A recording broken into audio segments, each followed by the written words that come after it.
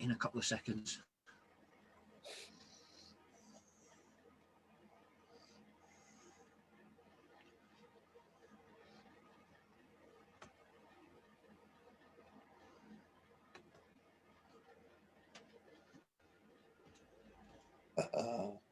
The countdown.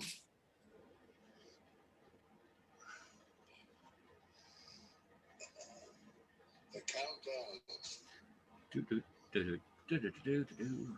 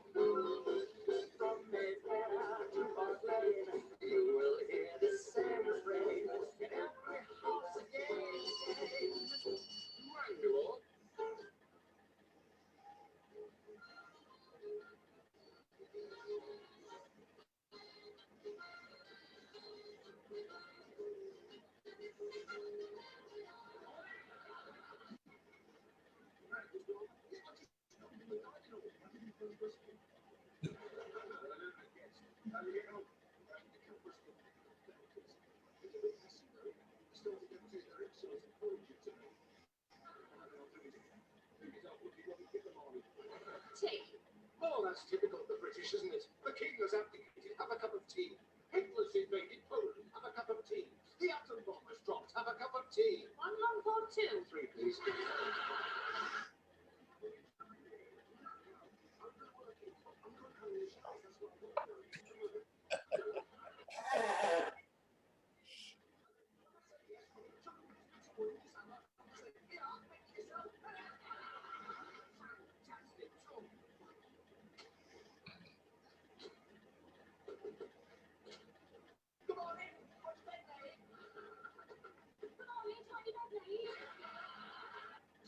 Well, for what's worth, I think Cheryl is a complaint and utter. I'm looking for a Mr. Lloyd Mullally. That'll be me. Country water, HM Revenue and Customs. I'll make it.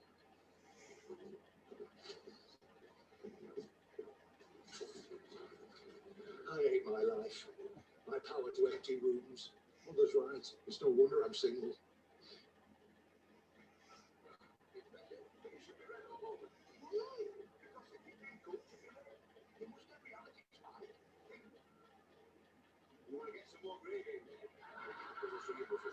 I'm pretty organised, like Mother.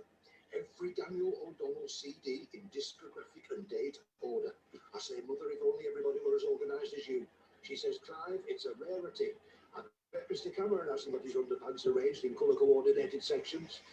And Mr. Bohaney, I'm inclined to agree.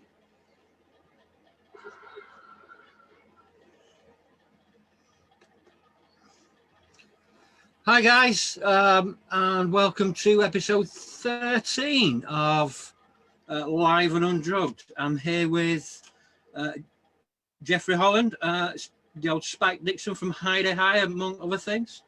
Hi mate, thanks for coming on. Thanks, Jack. Brilliant to see you. Let's go back to the start. Tell me about childhood and how you grew up and how you got into acting? I got into acting. Well, that's a story I'd love to tell, because I always say to anyone who asks me that question, I got into acting through my raging hormones. Because when I was about 15 years old, my best friend Peter and I were going to a rotten old youth club every Sunday for the evening. And it was getting very, very boring. And we were 15, we were raring to go. And he came to me one weekend and he said, I found this amateur dramatic group for the under 21s. This is in Walsall, my hometown. And he said, would you like to come with me next Friday? And I said, what do you mean amateur dramatic? What's talking about? He said, well, they read plays, they do plays and stuff. And I said, what do you mean, act? And he said, yes. And I said, well, that was the last thing I ever thought I wanted to do. I was as tall as I am now, covered in spots, body holly glasses, bottle-end lenses, no, big teeth, no self-confidence whatsoever. And that was the last thing on God's earth I ever thought I wanted to do. And he said to me, well, the girls are very pretty. And I said, what time do you want me? And that was really how it started. I went along with him to the drama group, and they sat in a big circle. We were reading a play, and I didn't know what I was doing really. But when I said this particular line, I heard laughter. And I thought, hello, ping, something went ping. And I read another line and I heard more laughter. And I just thought, I'm having some of this, I like this. And it did my self-confidence enormous boost. And that was really the start of it. I joined this amateur dramatic group and I found that I did have an ability to perform. And it all went on from there. And a few years later, I decided to go pro and I went to train. And the rest, as they say, is history. Here we are. So when you went pro, what was your sort of first acting job and what was your sort of experience on that? Because it was 1968 when I finished drama school. And at that time, there was still a few repertory theatres around. And I applied because I grew up in Walsall, in the West Midlands, and I trained in Birmingham. And I applied, or I was asked to go to the Belgrade Theatre in Coventry. So I didn't get out of the Midlands for the best part of the first half of my life, but I went over to Coventry because they wanted some people from the college that I was at. Because there was a director there who'd been training at that college. And I went over there to be part of a team. They were putting on a production, could you believe it, of Tolstoy's War and Peace. It was a very well-meant, but somewhat undermined, idea of putting on a show. The show ran 3.5 hours. I mean, the book is, you take you a week to read it. But it was a well-intentioned production, and I was brought in with a group of lads to just be sort of walking furniture, pushing stuff around and saying the odd one line, and then they asked me to stay on for the next play, and it evolved into, obviously they liked me and I liked being there, and I ended up staying for 4.5, nearly 5 years at this Belgrade Theatre repertory company. And I learned my trade. I literally learned my trade there. So I got my knees brown, as they say, and that, I can't, I look back on that day. We're so lucky to have been able to be involved in repertory. There isn't any now. Kids come out of drama school lucky to get a walk-on part in EastEnders. Yeah. Lucky, but I did the full theatre training, which I'm so grateful for. To have that, that opportunity. Yeah, I can identify with that. I when I first tried to get into acting, I was untrained really. I did some when I was a kid with the National Youth Theatre, because I was part of the special school system. Yeah. And that was seen as therapeutic. But apart from that, that I didn't really have any sort of experience, so I couldn't get no jobs for love nor money.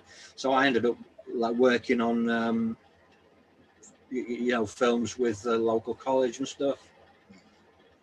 It's not easy. It's not easy for a young jobbing actor. It isn't. No. So how did you get to Hide High? Was that your first big TV sort of role? It was my big first TV break, and the way it came about was actually through the repertory company I'd worked with, Coventry, which was run by the time I left, it was being run by a man called Roger Redfarne, who was a very experienced theatre director, and he had been approached by a management to stage a theatre production of Dad's Army by Jimmy Perry. Right. And he approached me to come and do an audition for them in London to play a supporting role. Because he knew because of what I'd done for him in the theatre, he knew what I was capable of, and I could be very useful, I suppose. And I came up to audition for Jimmy and David on a day that I didn't want to be there. I did not want to be there. Having said that, Dad's Army was my particular favourite TV sitcom at the time. This was 1975, talking about now. Right. And I was working at Chichester at the festival, in that wonderful theatre in Chichester, and I didn't want to go up to London because I was only booked for the first 2 plays of the 4-play season. And I had to leave. And I was in a very, very foul mood. So I went up to London to do this audition at the Mermaid Theatre for Perry and Croft. And I had nothing prepared at all. I thought, well, if they want me to read, I'll read something for them. And if they want me to sing, I can sing and hang out the washing on the Siegfried line. Everybody knows that, whatever. And I went up to this audition and I was given a script to look at. And before I went in, and I found 1 or 2 things in it, and including a song that I thought, well, if they want me to do that, I'll do it. And I went to the audition and I read a couple of scenes. I read a couple of scenes as Private Pike, which was fortuitous in a sense. I'll explain that in a minute. And then I did a couple of scenes as a mad German, Barbie German inventor, with a strangely strange, German voice. And then they got to the bit where I said, what about a song? And I said, well, I found this in the script that you gave me to look at. And it was a parody of Yes, We Have No Bananas by Private Walker, the Spiv. And I thought, well, can I do this with the book in my hand? Because it's very funny. And they said, well, yes, that's fine. So I talked to the pianist and he knew the song. So he busted for me. And we did this song and it was, yes, we have no bananas. We have no bananas today. And it was all everything, got everything else, knicker elastic. And it was all that, all the inside of his coat, all these watches up his arm. And it made them laugh. It made Jimmy and David laugh. And at the end of it, I was elated now. I'd come out of my doldrums and I was elated. And I said to them, you enjoyed that, didn't you? And they said, yes, we did. And I said, but you wrote it. And they said, well, yes, we did, but we wrote it down in longhand. We gave it to the typist to put it in the script. And we haven't seen it, put it in a drawer. We haven't seen it since. And they'd never heard it performed, and I did it for them, and they loved it, and I got the job. I appeared in the stage show of Dad's Army for a whole year. We did 6 months in the West End at the Shaftesbury Theatre in London, and then we did a 6-month tour of the UK with all the big major cities. And in the West End, I played an understudy and a small part in the ensemble, boys and girls, and I was part of what they call the home front company in that, which all the home front company was the boys and girls all dressed in the reserved occupations. like I was a nurse, a bus conductor, a miner, a bevy boy, a policeman, a fireman. I was the fireman, and all sorts of other stuff, a land girl, and all the rest of it. But I was also understudying Private Pike and Private Walker. And there was an occasion when I had to go on as Private Pike. Can you believe it? Ian Lavender, one particular afternoon, was unavailable and indisposed, as they used to say in those days. So I went on as Private Pike. And I did I was very proud. I got all the right lines out in the right order. But I didn't get a single laugh all afternoon of that matinee, because the audience were totally unforgiving because I was not Ian Lavender. Yeah. I was somebody who they'd use that twit with this, but I'm my proud boast is that I am the only other actor in the world to have worn that scarf. Nice. As he introduced me once to an audience in Edinburgh when we were doing our shows up there, as the only other actor to have worn this. I was sitting in the audience watching him, and he introduced me to his audience, and it was lovely. But I didn't get any laughs at all because I wasn't Ian Lavender. But that's how I met Perry and Croft, and they realised I was, fairly, I suppose, versatile is the word. I could do lots of different things. I didn't mind dressing up because we dressed up and ran upstairs and came back in different costumes in that show all night for 6 months. And David Croft, when we'd finished all that, he offered me a couple of guest roles in an Ain't Half Hot Mum, and then in Are You Being Served, and then following year another Ain't Half Hot Mum, and another Are You Being Served. And that particular second Ain't Half Hot Mum, I believe that to this day was my unofficial audition for Heidi High, because I had to do all kinds of nonsense in that. It's called The Superstar. If anybody's watching this and wants to look it up, the episode of It Ain't Half Hot Mum is called The Superstar. And that was me. I played a twit from the RAF who came to audition for the concert party. And they were hoping to swell their ranks. But this character that I played, he could do everything that they did, but on his own. On his own, he sang opera, he played classical piano, he did a vent act, he did dancing and singing, but it was all with the help of my friends, of course. I didn't do it all. I was miming to a lot of it, but it was a terrific role for me to do, and I always think that led on to me being asked to play Spike in Heidi High. It happened a couple of years later. Jimmy Perry rang me up. Would I like to be involved in their new sitcom? Would I like to be? It was a choice. I said, yes, please. Yeah. It was, there we were, and here we are. The rest is history. That's how I got involved.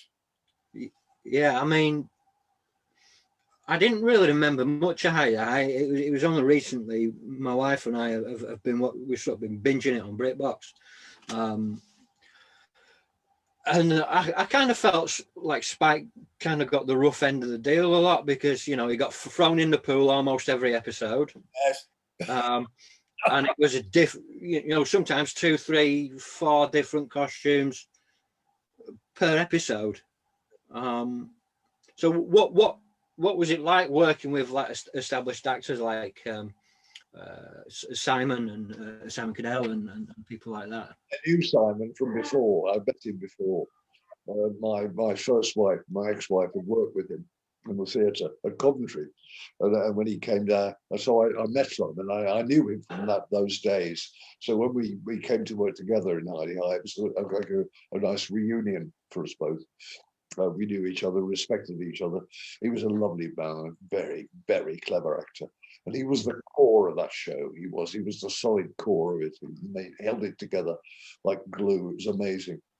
And Ruth, of course, Ruth Maddock as Gladys, bounced off him. They bounced off each other so well, and because they were so different, like chalk and cheese. what I always say about that was that when Simon left the show, he chose to leave. He decided he'd had enough and wanted to go on to other things. And then David Griffin was recruited, Yes. Clive Dempster, the RAF squadron leader, who's a very different character completely from Jeffrey Fairbrother. And what it did, it turned Ruth's character and Gladys totally on its head, because the changed, completely. Because in the first series with Simon, she did all the flirting and he did all the getting embarrassed. But in the David Griffin episodes, he did all the flirting and Ruth was doing the fending off. So it turned Gladys on her head, really. But the show survived. Because it was beautifully written. I agree. But it was lovely working with those people. And Paul Shade, we were mates for life, bless him. He was a comedian, a stand-up comic, and done a bit of acting, but not much.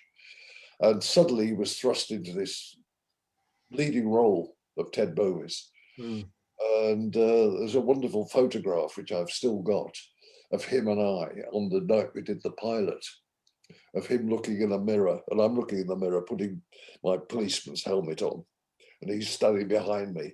And the fear in that guy's eyes is unbelievable, because he was scared, gutless. Suddenly, he'd only done 2 or 3 lines ever, and suddenly he was here playing the leading role in a new sitcom, He was absolutely pooing himself, if I can put it that way. But he fell into it like a duck to water, and the rest is history. But it was lovely working with him, because he was a comic being an actor, and I was an actor trying to be a comic. Yes. So we were able to help each other. It was a balance, a great balance of 2 personalities and experience. So he was able to help me with the stand-up, and I was able to help him with the acting. You can feel that in the dynamic as well between Spike and Ted, because Ted's taking him under his wing, and he gives him the advice. The first rule of comedy is be realistic, and you can feel it. It really worked.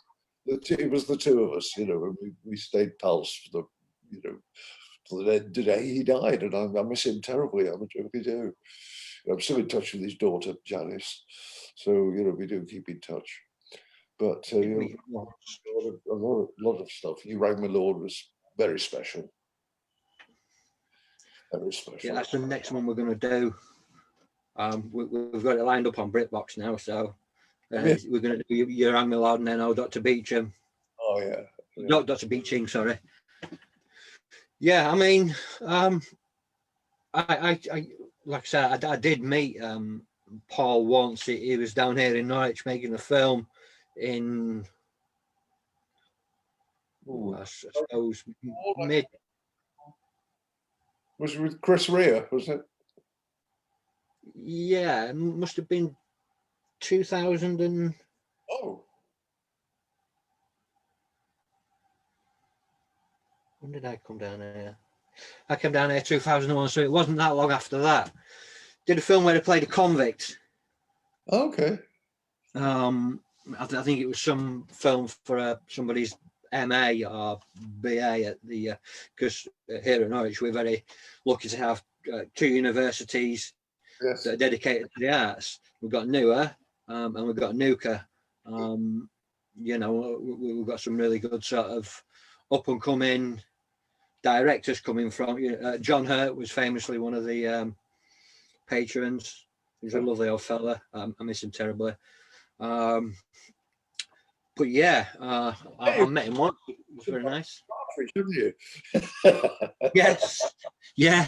In fact, just down the road from where I used to live was the big sort of portrait of Alan Partridge.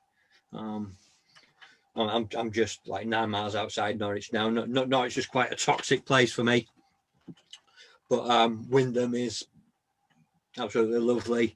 Lovely little town. you know, a bit like this station on Oh Doctor Beeching, really. We've been there. We went there when we were doing Beeching. It's spelt Wymondham, isn't it? It is. It is. Nice You can hear the steam trains from our house. restaurant there, and we all, when we were doing Beeching, we all went there for a meal, run by the man who runs that wonderful restaurant. And the trains still go through, but it's not an active station as such. No. But we had a meal there, so yeah, I've been there. Yeah. Yeah, it's lovely. It's just down the road, right next to the Abbey. Yeah. Yeah, it's a beautiful place. So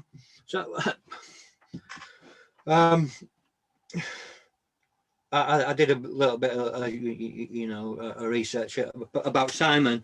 You know, found out, because I wanted to watch some more stuff that he was in, but I couldn't find too much. That, you know, and he passed away really quite early. That must have been quite. He was 45 when he died. It was tragic. He died of cancer, but he was an inveterate smoker, so that didn't help. Yeah. The tragedy of it was that his godfather was Donald Sinden. And Donald's son, he's got two sons, Mark and Jeremy, and I know Mark very well, he's a producer now, but I worked with his son Jeremy in various theatre jobs. And Jeremy and Simon were born within 6 months of each other, and they both died within 6 months of each other at the age of 45. Because Simon got cancer, Jeremy got a cancer, a nasty bone cancer, and that took him off.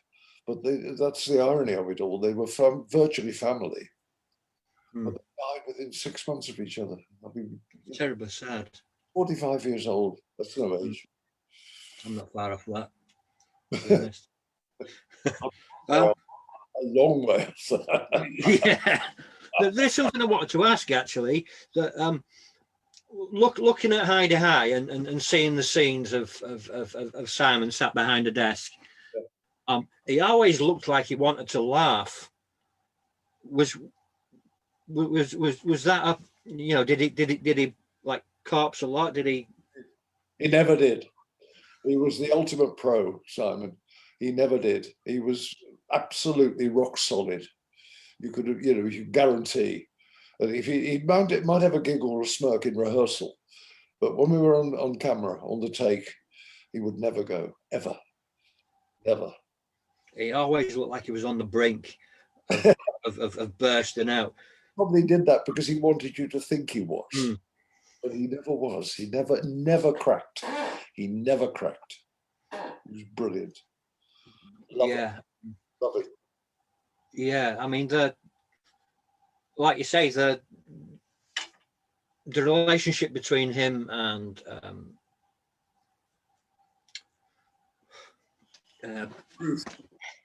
Ruth. Yeah, sorry, brain fog there. Yeah, the relationship between him and Ruth on screen. You know, like you say, it was she did all the flirting. He was the one with the head in the hand, and then that got turned upside down. That must take some doing. It did. It was tricky for David and Jimmy to do the, you know, turn it around like with the writing, but they pulled it off, and I just say the show survived because we weren't sure. Really weren't sure. I mean, when did it start? Was it 82? Was it? What? Oh, Hide High. When did Hide High start? Was it 1982? 80. Yeah. And went till 88. Is that right? 88. Yeah, that's right. We did 8 years. We did 4 years with Simon and 4 years with David Griffin. So, you know, the show kept going. It did, and do you think some of the humour is sort of, I won't say outdated, but do you think certain people might take offence to that sort of humour now? Some of that. I don't think so. Not with Croft and Perry stuff. The only thing that has managed to upset certain people is "It Ain't Half Hot, Mum," which had Michael Bates blacked up as an Indian. Mm. I can use the term blacked up because it's a theatrical term. It's inoffensive. But Michael Bates, they said, why is a white man playing an Indian? The answer to that is twofold. First of all, there weren't many very experienced Indian actors in the UK at that time. Mm-hmm. There are now, very different scene now, but there weren't then. Michael Bates was the obvious piece of casting because he had been born in India, Right, grown up in India, and he spoke 3 dialects of Urdu. So he was completely conversant in the Indian culture, which is why his character of Ranji worked so well. You know, he knew the character backwards and upside down. But you know, as Ain't Half Up Mum in today's terms is a little bit non-PC, which is a shame. The DVDs are selling, were never repeated on television. No, Shame. no, it is a shame. You know, I good, clean family fun, and that's what it was all about. Yeah, I was having this conversation with somebody the other day that some of the humour that was about when I was growing up in the 80s is a lot different to what it is now, and some of it could be construed as you know, like Alf Garnett and things like that. They're way over there, and you've got things like Love Thy Neighbour and things rising down. They actually call it dog. You know, you can't use terms like that now because it was a different world. You know, people say to me, why are we still enjoying the 70s and 80s sitcoms that we watched then? And today, you know, you couldn't remember what you've seen last night from. The simple answer is, and somebody asked me this the other day, why do we like those sitcoms so much? And I think the answer is they were classic, good, clean family fun. And most importantly, in my mind, there was a studio audience and they laughed. And when they laughed at the gags, the audience, the viewer at home, like you are sitting there now and I'm watching you, they laughed because it said, that's funny. And they laughed. It's sort of an indicator of what was funny because they were doing it in the studio in front of an audience who was like a theatrical experience. And for us doing it in the studio, it was a double-edged sword really, because we were trying to do it as a television show. So we were working to the cameras. So you have to keep your performance small as opposed to if you're on theatre, you know, it's bigger. But we were having to listen to the audience reaction to get our timing right. So that was the double difficulty of doing a sitcom with an audience. But at the end of the day, it worked. And that's what made those sitcoms work. They had a studio audience. And the only person who's doing that today, in my experience, someone correct me if I'm wrong, is Brendan O'Carroll with Mrs. Brown's Boys. And he's got a studio audience there, which he uses. I mean, he exploits them because he uses them, he films them. And when things go wrong and all the actors start giggling, which they do, because there are a lot of gigglers in that cast, you know, Brendan loves it and the audience love it, his audience love it, and he exploits it and they you know, they just they get carried away with it. It's lovely. Studio audience, very important. Yeah. You don't get that in comedy these days. Well, you don't get it on you know, anything these days. But you know, especially comedy. So it's I suppose it's down to individual taste. Yeah. I'm pretty sort of open to pretty much anything. I don't get offended easily at all. You know, but you know, so some of that comedy from those days is quite on the brink. You know, the only thing that I could say about Heidi High was that Glynis would often come across as a little bit desperate, but I think that was maybe she wanted you know, if you really go into the psychology of it, you can see that she wanted love and things like that. But Oh, sorry.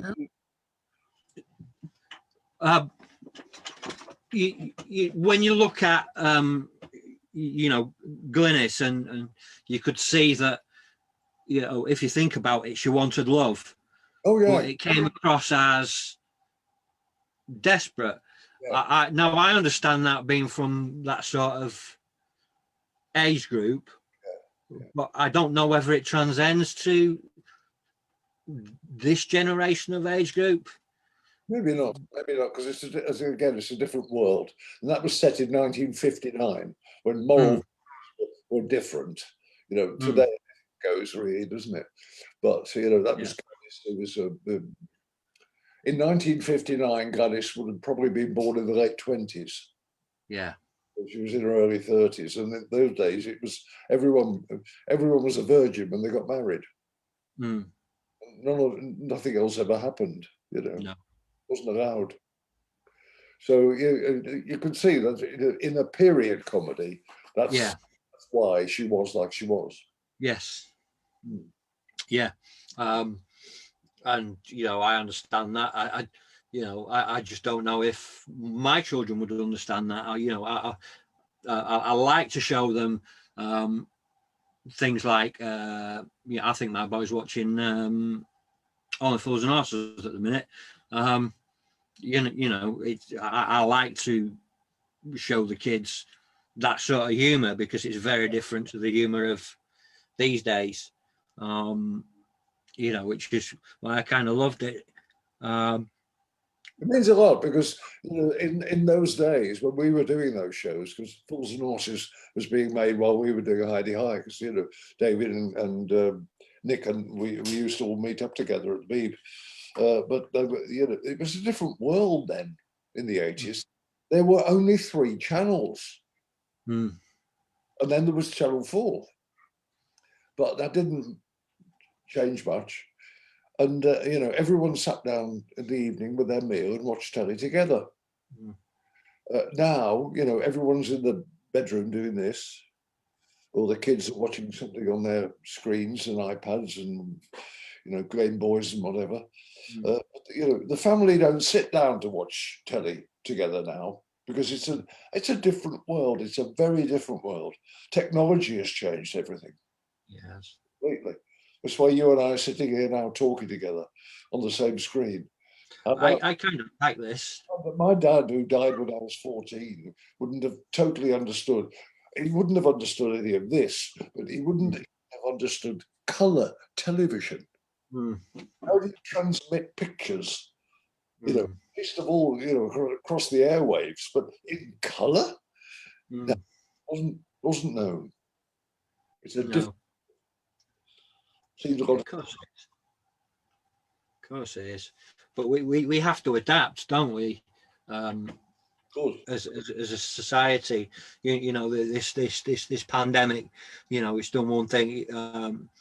I sometimes struggle around people due to how my brain works, but I find talking to people via this a little easier. I know people that like to go and do the podcast and they like to sit opposite, and that's nice.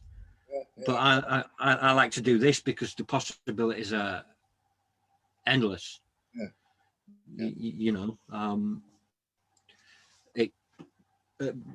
To be able to send you an email and then you agreeing to get on there pretty quickly, that was just absolutely amazing. Whereas if it had been meeting up, it'd have been months down the line. So can you tell me about the hurricane of '87? Oh yes, I can indeed. The last day of the last filming of the last exteriors of the last series of Heidi High was on that day. And on that Friday night, all hell broke loose. And we were meant to be wrapping up the filming on the following morning, the Saturday morning. It was the final series of Heidi High, being filmed in '87. And in the middle of the night, we woke up at the hotel where we were staying. And all hell was breaking loose. It was 3 o'clock, 4 o'clock in the morning. And the windows of the hotel were blowing in. You know, the trees were falling down outside. You know, that holiday camp was surrounded by poplar trees. When you look at the filming we've done, there's poplar trees everywhere, all around that holiday camp. 58 trees came down that night in the holiday camp. We had one scene to do on the Saturday morning before we left and wrapped and came home. One scene around the pool. We couldn't do it around the pool. There were too many trees lying about. We had to take it indoors and do it in the ballroom. Adapt it, readapt it. There was one member of the supporting cast. We don't like to call them extras. They're supporting artists, who just changed his car insurance from fully comprehensive to third-party fire and theft. And a tree came down across his car and crushed it. This is the wonderful story I love, because some of the electric crew, the props boys, they stayed on the camp in the chalets to save money because they got expenses per night. And it was cheaper for them to stay in the chalets and save a few quid.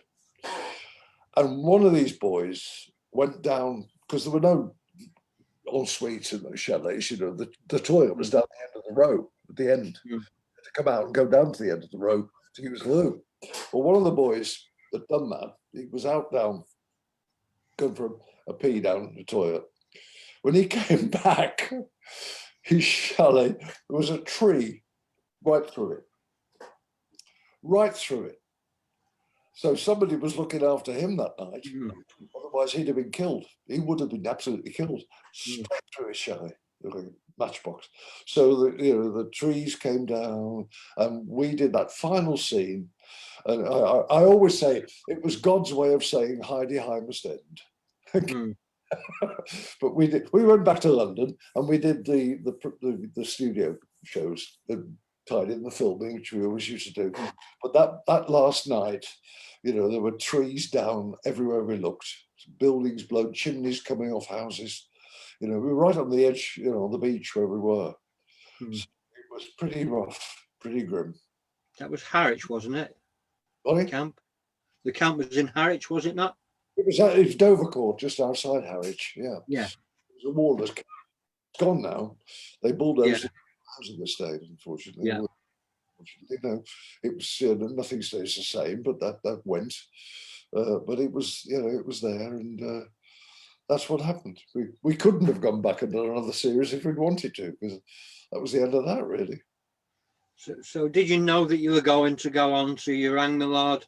Some of us did, yes. Paul, Sue and I did. David and Jimmy told us in '86, when we did the penultimate series of Heidi High, that the following year, the '87 series would be the final one.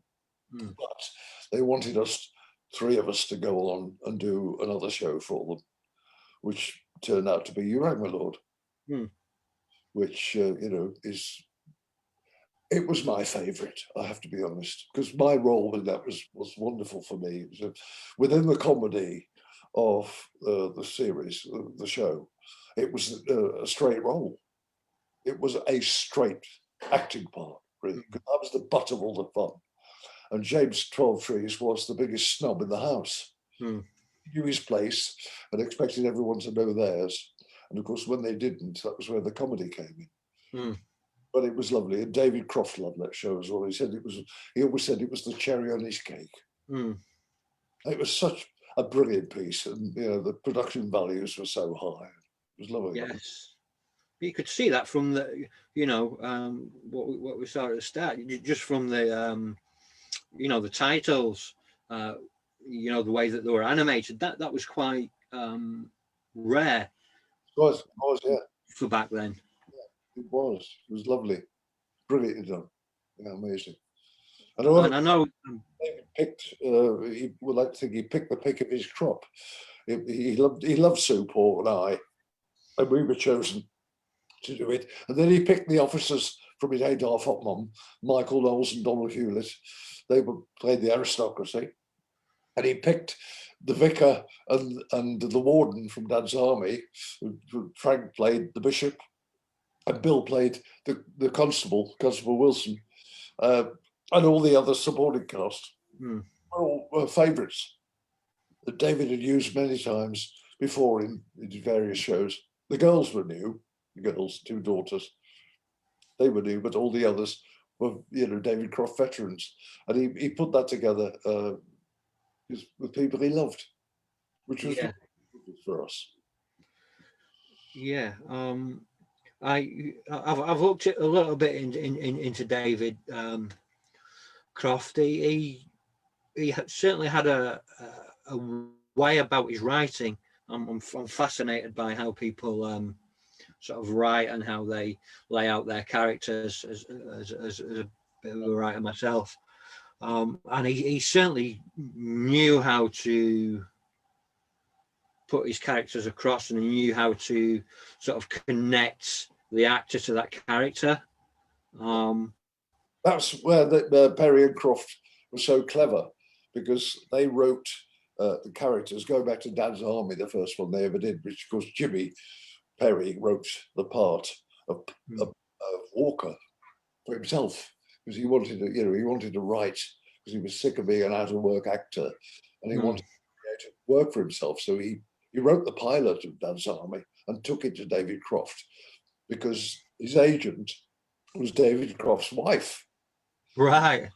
That was the link, So she said, I'll show it to David and see what he thinks. And David loved it and said, we'll work on it. They changed the title. Michael Miles, who was the head of comedy at the time, changed it. He said, you call it Dad's Army. They weren't sure about that, because the original working title was Fighting Tigers. The Fighting Tigers, which is quite powerful. But Jimmy wanted to play Walker, but David said to him, there's a play about this called, We're Doomed, the story of Dad's Army. Yeah. And David said, you can't be a writer and play a part in it, because they'll all start accusing you of writing the best lines for yourself. Yeah. It's true, because that's what people do. So he agreed not to be in it. And then they started writing. But having said that, they created characters that would never in normal everyday life mix. Those businessmen in Wilmington-on-Sea would never have socialized together. They wouldn't.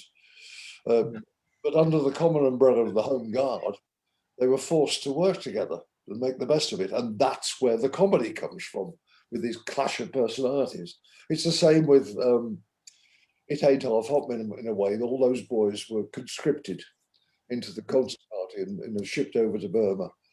They were entertainers, but they were, supposed to be soldiers. But of course, they weren't very good soldiers. They were mediocre entertainers. In Heidi High, it was all the entertainment staff were all complete failures in their own chosen professions. But they're all useless, and the only time they could ever work together was the holiday camps in the summer, when they could do what they were allowed to get away with. The ballroom dancing couple who hadn't won a cup since 1993. It was as simple as that. These were based on people that Jimmy and David knew. They all worked with them at Butlins holiday camps. Jimmy was my part. He was Spike.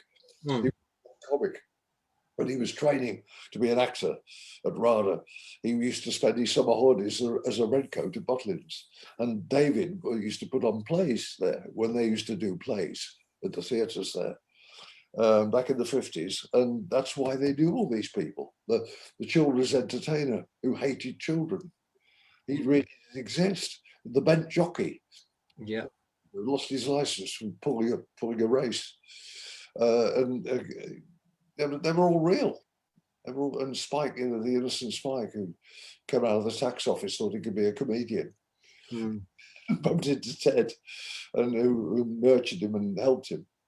But these were based on real people. That's why it worked so well. It did very well. So then from your Rang Me Lord, then you went on to Oh Doctor Beeching, is that right? Oh Doctor Beeching, yes, it was a few years later, about 3 or 4 years later. Yeah, David rang me up and said, would we like to do part of a new sitcom about the Beeching era in the railways? Because he'd been brought this script by Richard Spenlove, who was an experienced broadcaster himself. He still broadcasts now at Radio Cambridgeshire. And he had been himself the youngest station master in British Railways at the age of 23 back in the 60s. And he wanted to, he'd always been a Perry and Croft fan. So he brought the idea of this comedy to Jimmy and David and wanted them to have a look at it, the idea to producing it. David loved it. David loved it. Jimmy loved it, but because he only ever wrote about things he knew about, which was the secret of their success, really. He didn't know anything about the railways. He didn't even like the railways. So he very politely said, I'm sorry, I'm out. I'm backing off. Because he didn't want to be involved in something he didn't understand. Fair enough. So David got Richard to sort of agree to be his partner in nom de plume, but we did employ a team of very experienced writers to help David complete the series, write the episodes. In fact, I even had to go myself at the final. Which the series was never actually recommissioned, so I never got my episode done. But it was a time when the BBC was changing. We had 2 series of that, 1976 and 77. Was it 75 and 76? No, 90. I'm 90. It's 90. Sorry, 90. We did a pilot in 95, then we did a series in 96 and 97, and that was the end of it. It wasn't recommissioned after 2 series. No, because the controller, BBC One at the time, who shall remain nameless, decided he didn't want any more, and I quote, net curtain comedy. Make of that what you will. I think he meant good, clean family fun. yeah. Because in the 90s, it sounds like sour grapes, Jack, and it isn't. It really isn't, because the world was changing, as I've said before. In the 90s, the BBC was changing. Yeah. Comedy was, world was changing. Things were moving in the direction of comedies like Men Behaving Badly, which was beautifully acted and brilliantly played by the cast, well written, but it was moving into the realm of, what can I say in a polite way apart from smut? Alternative comedy, I think they called it. Alternative to comedy, what do people call it? Yeah, but it was, yeah, and it was a lot of sexual innuendo and some use of bad language, which again, I say, the world was changing and it was becoming acceptable. But it was the stuff that we'd been doing, it was starting to look old-fashioned. Is it old-fashioned? It's still being watched today, so really, Yeah. But the world was changing, and the BBC was changing, and the whole concept of television comedy was changing. So David Croft's stuff got dumped, basically. It's a shame. Yeah, It's a shame. it is. I mean, I've got a bit of a soft spot for Dr. Beeching, I must admit, because I grew up around the railways. My dad was a railwayman. All right, okay. He was a civil engineer for British Rail, so he did the tracks, and he always loved his steam. So we used to go places like Didcot and everywhere. We used to go to all the little train stations. We went to that little train station that's like one side is England and the other side is Scotland, and it brought me up around steam and stuff like that, and these quaint little sort of countryside stations. I think that's why I sort of love where I live now, because it's got that retro feeling. It brings back some of the nicer things of my childhood, Yes. and you know, especially the steam. You know, I do have to smile because we hear it from our garden. It's really nice in the summer. You know, we're a stone throw away from Durham, so you get the trains coming up and down, and it's lovely. And I've got that, you know, I love that feel of comedy. So I think that's why Doctor Beeching sort of stuck with me. I think it was like, it would have been 7 o'clock on a 6 or 7 o'clock on a Saturday, wouldn't it? Well, say that, you know, but they messed it about. They messed it about because they didn't want to recommission it. So I think they deliberately sabotaged it. You know, hold my hand up and say this in all good faith. But they put the second series out. It was 10 episodes, the second series. They put it out at 6:45. That's a city time. 6:45 p.m. on a Sunday night in the summer when nobody's in. Everyone. No. And then they took it off for 2 weeks for an athletics festival. I don't know what it was. Athletics for 2 weeks, or the Commonwealth Games or something. And then they brought it back, the final 5 episodes of the 10, for 6:45 on a Sunday evening, and everyone had forgotten it was on. So nobody watched it, and they said, are we going to recommission this? No. The figures were terrible. The numbers. Well, of course they were, because they deliberately sabotaged it. They didn't want it anymore. They couldn't have done it any worse than they did. It was deliberately sabotaged. So they commissioned it, which was a damn shame. Yeah. They do that with a lot of programs, though, don't they? I mean, they're doing it now with Doctor Who.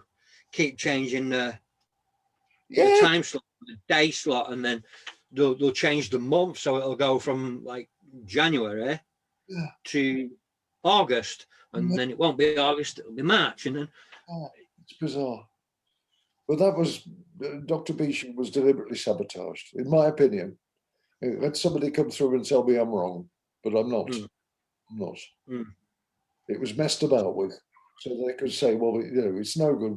We've got terrible viewing figures, so we're decommissioning it. Because that's why they wanted. They didn't want any more of it. No, damn shame. It is a shame. I like that humour, you know. I watched the whole series, both series of Beeching, which are on my shelf just there. I watched at the beginning of lockdown last year, you know, on this very anniversary, because lockdown started a year ago. And I watched the whole series when I was stuck here in the house. And I laughed out loud so many times. I'd forgotten how funny it was. And it really was very, very clever, very funny, lovely idea. And a unique comedy series. I don't think there'd ever been one that was set in the railways like that, apart from Will Hayes films way back in the 30s. You know, it was great fun, great cast. Yeah. Of course, it was that dynamic of you, Paul, and Sue. Yes. The awful thing for me was suddenly I was in charge, being the station master, and I was sitting behind the desk when everyone was summoned to a meeting. Whereas in Heidi High, we were summoned into Geoffrey Fairbrother's office for a meeting. We were standing, he was sitting. Rang my lord, if we came into his lordship's study for a meeting, we were standing, his lordship was sitting. You know, Dr. Beeching came into my office, they were standing, I was sitting. And I was looking up thinking, oh my God, I'm not sure I can do quite like this, but you know, you get on with it, you're a pro, and you get on and do your job. But it was a very daunting experience for me to be sitting behind the desk with everyone standing around looking at me. Yeah. It didn't have too many of those scenes. I But think there's quite a difference between like Spike and the station master. It's a juxtaposition, and total polar opposites. absolutely. And you're playing it straight, and I would imagine playing it straight in a comedy. I don't do much comedy, but I would imagine that's quite difficult playing it straight. It is. It is. You've got to get your timing right. That's the thing with comedy. Timing is of the essence. So, we managed to pull it off. The difficulty was with You Rang Me Lord, particularly going back to that. We used to film it one episode over 2 weeks. So we did a pre-record of all the scenes that weren't in front of the audience, like the dining rooms, not the dining room, the drawing room, the conservatory, and all the bedroom scenes. They were all recorded without an audience there. And then following the second week of the episode, we were in front of the audience when the audience could see the kitchen scene, they could see the dining room scene, they could see the study. All the other scenes were played in. So when we were doing the scenes in the first week without the audience, we had to try and make our comedy timing to allow a space for where we thought the audience would laugh. We would have to leave a gap and hope that it would be filled with a laugh. 99% of the time, I have to say, we were right. And we got it right. But that was the daunting bit with doing that over 2 weeks. I'd imagine so. You've got to listen to your audience, you see, and you've got to time your gags. Yeah, I haven't really sort of stepped into comedy. I've done I made a film a couple of years ago called Henry Incarcerated, where I kind of played a sort of version of myself, and it was just me on a chair playing somebody that had been sectioned under the Mental Health Act. And of course, the conversation that we had earlier, I've been there, done that, and I kind of saw the darkness in there. So, I've got a little bit of dark comedy, but comedy is something that I'd sort of quite like to have a look at. I've got a friend called Velton Lishka who is really sort of making waves on the independent front at the minute.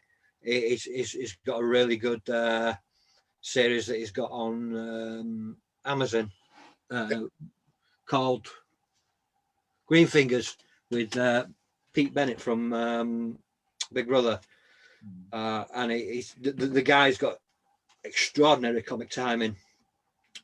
I have to give him that. I'm trying to sort of watch some of the older stuff and some of his stuff, and I'll give it a go one day. Yeah. But yeah, I like playing the dark bits. So you went from, where did you go from Dr. Beeching when Dr. Beeching finished?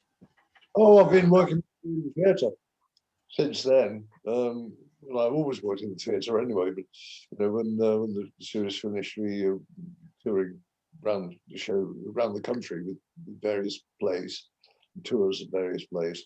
But I've got my own one-man show now, which I developed years later, about Stan Laurel and Hardy, which I've wanted to do for, I waited over 40 years, literally 40 years, to get this show on the road, because I wanted to do a one-man show about Stan Laurel who could tell his life story. And when I got the idea back in the 70s, I was a young man. Of course, I knew I couldn't do it then. I was too young. But I waited and waited until the time came along, and I knew it would drop into place when it was right, like things do. And it was right, and it did happen. I met this wonderful writer called Gail Lowe, quite by accident, quite by chance, and we got together and collaborated on this piece. And she wrote most of the dialogue. I put the comedy in. And it's basically a tribute to Laurel and Hardy, but it's me playing Stan Laurel, really, visiting a very sick Oliver Hardy, who's lying on the bed that he died on eventually. So really, when you walk into the little theatre, there's only a white chair in the middle and a bed frame made of white tubing, which says bed. That's it. And then when I come on, you know, it's me talking to an imaginary Oliver Hardy who's lying in bed and can't speak and can't move. He's had a massive stroke at the end of his life. It's terrible, really. But and then I talk for an hour and tell a story about their lives and the films they made, the women in their lives, of which there were many. In fact, strangely enough, you wouldn't think so, but there were. Money they made, money they lost, you know, children, tragedies, divorces, whatever. It's all there. And I've done 3 sellout seasons in Edinburgh. Very proud of that. Sold out for three different seasons. I'm hoping to go back. I was hoping to go back this year, but of course that's not happening. No. So I may go back again next year if the opportunity presents itself before I'm too old. And you know, it's what I've been sort of dining out on really since the touring theatre dried up. But you know, on we go. The theatres are open again. We can start working again, and really, that's where our basic living is. You know. Yeah, our friends that do theatre, and they're really struggling at the minute. Well, they've been struggling for quite a while. You know, I'd imagine it's really quite difficult. These are all professional actors, so they make their living from the theatre. And I think they've had like a little break where they've been able to go in and run some classes with kids and get paid for that. And then, you know, obviously the lockdown happened again. And, you know, there's no subsidy from the government. So, and it's just, I think actors have really had it sort of hard during the pandemic. Very bad year at the theatre. Can't be helped, but it's been very bad. You know, I'm lucky in as much as I'm drawing a pension, so I'm not exactly, you know, penniless, as it were. But it's for people that, you know, work. I'd like to go on working, and I will go on working when the work is there to go and do. But it's been tough. It's been very tough. I think some of the theatres have adapted to this sort of culture, you know, and there are quite a few that plays that are run over Zoom. Some of them are filmed. My wife Judy and I, we've both done a couple of play readings, you know, readings on Zoom like this. You know, people, it's wonderful. It's a great, you know, very different experience, but it's very be able to do it and take advantage of it. Yeah, great. So in 2017, you did Brassed Off. Yes. That's something else that's quite close to my heart as well. Yeah. I have it on VHS, but I grew up very near the Grimethorpe Colliery. So I grew up in a small town called Normanton, which is just outside Wakefield. It's a market town surrounded by pit towns. Yes. And in the sort of 84, I remember when sort of the pits then closed. I'm of an age where I remember that, and the pits closed, and the sort of devastation it caused the towns. And some of them have never recovered. And you can see, you know, my hometown's never recovered. It's still got that sort of remnants of that, you know, 20 years down a mine, and all you're given is a carriage clock. That didn't sit right with me. But I also had friends that played for the Grimethorpe Colliery Band. So what was it like for you to step into sort of Pete, because you took on the Pete Postlethwaite character, didn't you? Yeah, the conductor, the leader. Yeah, but it was amazing. You know, to be able to stand in front of a brass band and actually conduct it, which I've always enjoyed doing. You know, in your front room, you know, we do that. But it was lovely to be able to do that, and I had such fun. It was an amazing piece. Amazing piece. Yeah, yeah. Did it sort of affect uh, like your area? I know you're from the Midlands, but you know, I know there are a few mines around there. Was that something that? I don't So, know. No, I don't live. I've lived in London now for a long time. But the Midlands colliery business wound up long before the North did. hmm, My grandfather was a collier. He was a miner in the Black Country, way back in the 20s. But it was nice to do brass stuff. I enjoyed that very much. hmm. So what's in the pipeline now then? Well, there's a couple of dates been penciled in for later on, back end of the year. Just let's see what happens. We hope this third wave that Boris is threatening might happen if he comes back from Europe. You know, he said it might wind up on our shores. I hope it doesn't. I've had my first jab. I'm waiting for my second jab. Okay. Yeah. So, you know, please God, the immunity kicks in and we're all right. But, you know, enough deaths already. Enough. Yeah, I mean that was something that, you know, at the start of it, we did, you know, you didn't really know anybody that had got it and stuff like that. So it kind of felt unreal. And now everywhere I look, I know, you know, I personally know people that have had it. I know of people that have, you know, unfortunately passed away from it. And I just, We've had friends who've gone with it, you know, people in our business that we knew. yeah, I mean, I'm I gonna, thank God really that I'm sort of mentally prepared for it. I kind of went through that in my head back in 2015. You know, as I explained earlier. So I was kind of prepared for it. I didn't find it easy the first lockdown. I must admit, I suffered terribly from depression. I wanted to get a lot of things done. I couldn't get them done. I wanted to write. I got really frustrated. You know, I've got kids. You know, love them. My wife was trying to teach the kids. And it was an absolute nightmare. So I ended up building a shed. anyway, look forward to less of the same. Get back to normality fairly soon, I hope so. Yeah. I think we certainly need it. Go, Jack, because I'm busting for a pee. That's all right, mate. That's usually me. All right then. I'll just wind this up. We'll have a quick chat and then we'll go. Thanks, guys, for tuning in. As always, I shall see you tomorrow night. I'm talking to Stephen Simmons, and we're going to be talking about mental health in men and how to sort of deflect suicidal thoughts.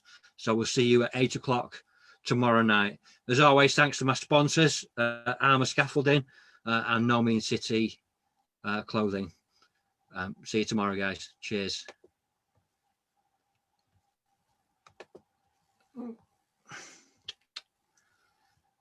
Sorry. Here we go.